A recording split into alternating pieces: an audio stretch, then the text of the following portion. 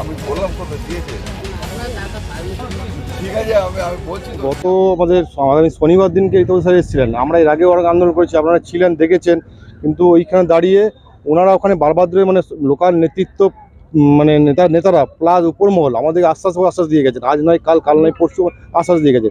কিন্তু একটা টাইম এমন টাইমে এসছে, এমনকি বড়বাবু কোন থানা বড়বাবু ছিলেন, উনি আমাদেরকে আন্দোলন থেকে তুলে নিয়ে গেছিলেন, তুলে নিয়ে বসিয়েছিলেন, আমরা ঠান্ডা হয়ে গেছিলাম। আমাদের শনিবার দিন, আগামী শনিবার দিন, আগের সপ্তাহে শনিবার দিনে আমাদের রাজ্যের প্রেসিডেন্ট ঋতুব্রত বন্দ্যোপাধ্যায় স্যার এসেছিলেন এখানে রাপাইডে একটা কমিটি করার জন্য।